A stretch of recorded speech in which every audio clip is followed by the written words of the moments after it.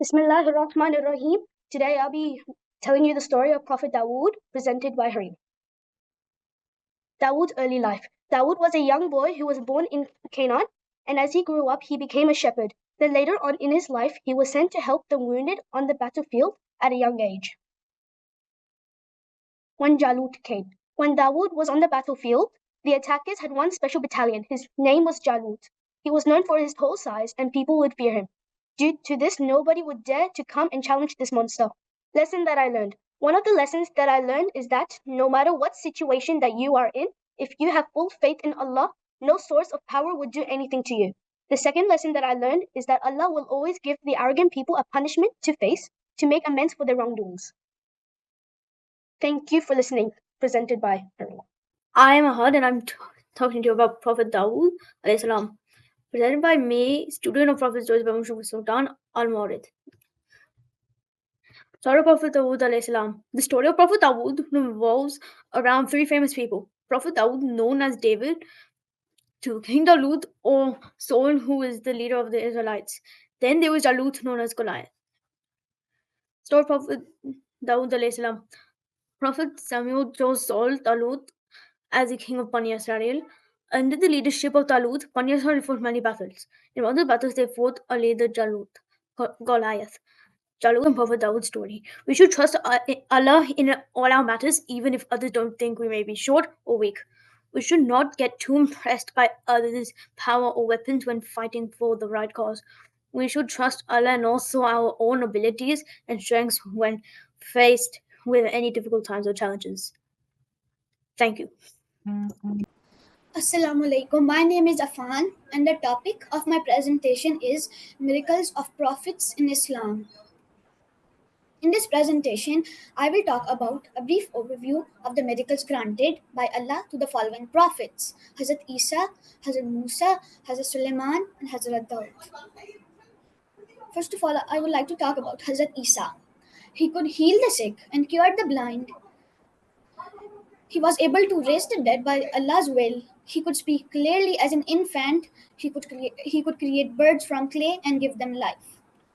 Then, at the end, I would like to say each prophet was blessed with unique abilities to fulfill their divine missions. These miracles were signs of Allah's power, not independent acts. Their stories inspire faith, obedience, and trust in divine wisdom. Thank you. Assalamu alaikum everyone. Today I will be talking about patience. So what is patience? Patience means staying calm and not getting super mad when things don't go your way. Like if you're waiting for something for a long time, or if something hard is happening, you stay cool and don't freak out. In Islam, patience is really important too. It's called sabr. It means trusting Allah when things are tough. You don't complain and you believe Allah will help you, even when it's really hard. Patience is super important in Islam. It's one of the biggest and best qualities a Muslim can have. Allah tells Muslims in the Quran to stay patient when things get hard, like when they're sad, sick, or going through a problem. When Muslims stay patient, they are showing that they really trust Allah, even when life isn't easy. Being patient also helps Muslims get closer to Allah, because they believe He's going to help them and make everything better in the end. So even if something bad happens, Muslims try to be strong, keep believing, and not give up hope. One really good example of patience in Islam is fasting during Ramadan. During Ramadan, Muslims fast from sunrise all the way until sunset. That means they don't eat or drink anything at all, even if they feel really hungry or super thirsty. Quran also teaches a lot about being patient. One really important verse says, "Oh, you who have believed, seek help through patience and prayer. Indeed, Allah is with the patient." This verse means that when something bad or hard happens, we shouldn't just get mad or give up. Instead, we should be patient and make dua, or pray to Allah, and remember that Allah is always with people who are patient and strong.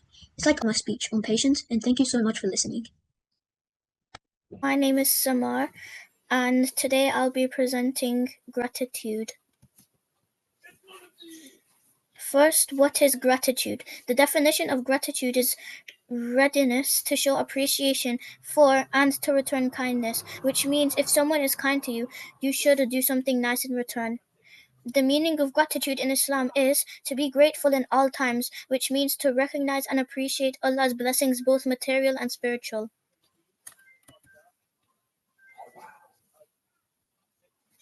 Islam takes gratitude to a next level. You should acknowledge good times because they are from Allah. Have hope for good times that Allah's help and blessings will come. Do this through suffering because Allah could have given harder times. The 3 stages of gratitude. The first stage is gratitude of heart.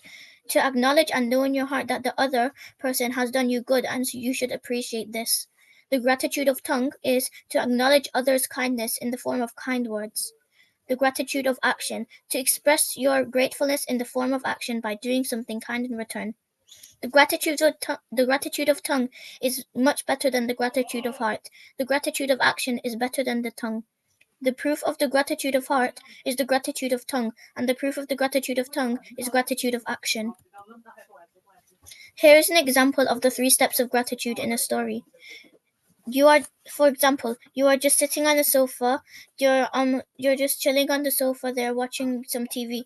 Then your brother comes in the room holding a glass of water. You say to your brother, "Hey, why are you holding that glass of water but not drinking it?" After that, your brother hands it to you and says, "It's for you." Here comes the first step of gratitude, heart. You acknowledge your brother has done you good. Next comes the gratitude of tongue. You acknowledge their kindness and return it in the form of kind words. So you decide to say, "Thank you."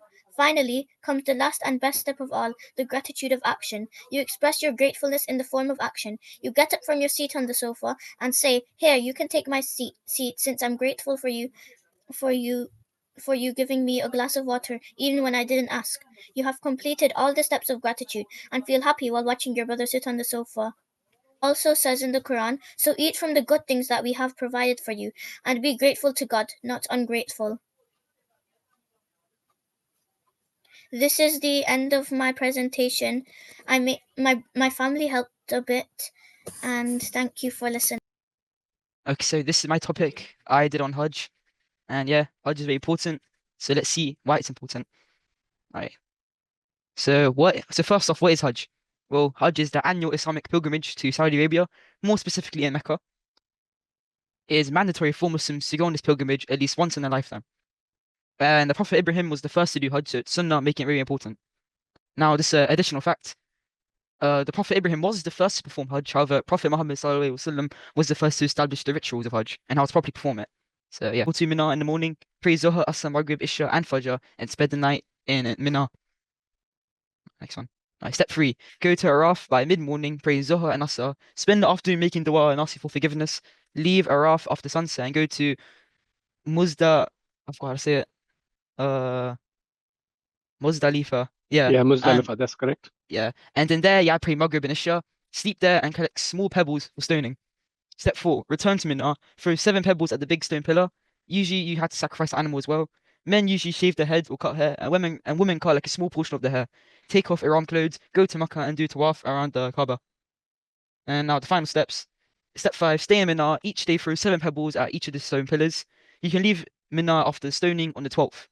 Now the final step, before leaving Mecca, do a final tawaf around the Kaaba. And yeah, and that's the end. Hope you guys. Assalamu alaikum everyone. My name is Aliza and I'm going to be doing the topic of Judgment Day. So what actually is Judgment Day? Judgment Day is marked as the beginning of the afterlife. All bodies will be resurrected from the dead and each person will be judged by Allah subhanahu wa ta'ala based on their deeds, both good and bad. He will decide whether they go to Jannah or Jahannam, which is their eternal fate. Only Allah subhanahu wa ta'ala knows when Judgment Day will come. He has not even disclosed this matter to his prophets or his angels, so no one knows when the truth will be revealed. It would be good for us Muslims, and it is a day where the whole universe will be destroyed for the judgment by God. Billions of people gather to be judged by the Almighty, both those who were alive and those who passed away in this life. And that's the end of my presentation. Can Allah comprehend all, but none can comprehend him? In Surah Al-An'am, verse 103, the Quran says, "Vision perceives him not, but he perceives all vision. And he is the subtle, the aware." This verse captures an essential truth about Allah, that his knowledge is perfect and all-encompassing, while ours is fundamentally limited and partial. This concept, that Allah comprehends everything, yet he himself cannot be comprehended, raises a powerful philosophical question. Is it just because Allah is bigger, greater, more powerful? Or is there a deeper reason tied to his nature of the creator and our nature as a creation? To answer this, we must turn to the Quranic philosophy of divine knowledge. The foundation of Islamic theology is Tawheed, the belief in the absolute oneness and uniqueness of Allah. Surah Ash-Shura, verse 11 declares, "There is nothing like unto him." This means Allah is completely incomparable in his essence, his attributes, and his actions. When it comes to knowledge, the distinction becomes even more significant. Allah's knowledge is not like human knowledge. He does not acquire it through learning, experience, or observation. He is not bound by time. He knows the past, present, and future simultaneously, using familiar concepts. This is possible only when the subject shares something in common with what we already know. For example, we understand a new animal by comparing it to ones we've seen before, or a new idea by relating it to past knowledge. But Allah, as the Quran repeatedly affirms, has no likeness. Laysa kamithlihi shay. Nothing is like him. He has no shape, no boundaries, no beginning or end. Therefore, there's no reference point by which we can fully conceptualize him.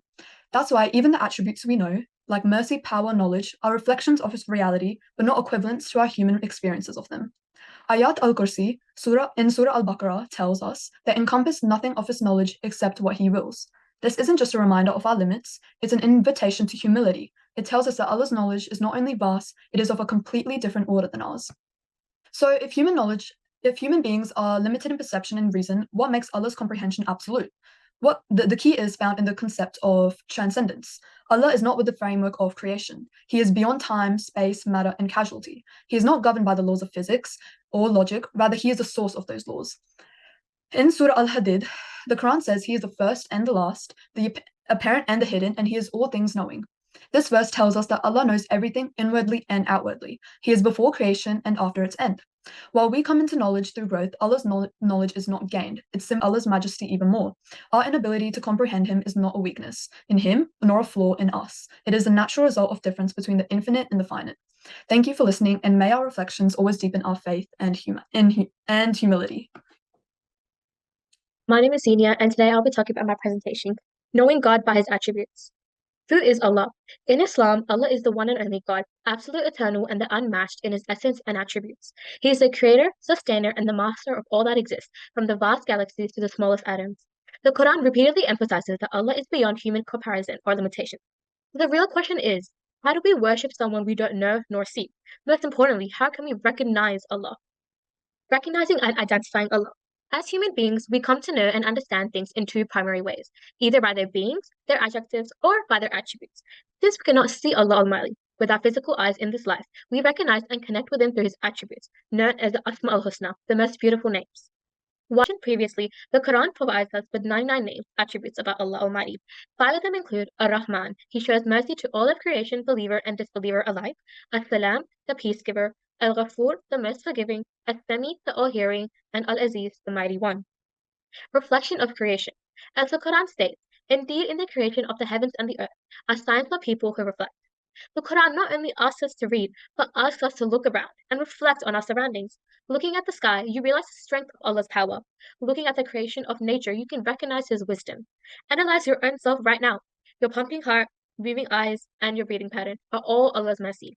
In conclusion, knowing Allah through His Asma al-Husna is a foundational part of Islamic belief, deeply rooted in the Quran. It is not merely a theological exercise. It is a spiritual necessity that shapes our relationship with our Creator and creates an improved character within ourselves. Thank you. So much. Thank you so much. This was such a brilliant idea. Can I just congratulate you and all your colleague teachers that you guys have done such a fantastic job with the children here.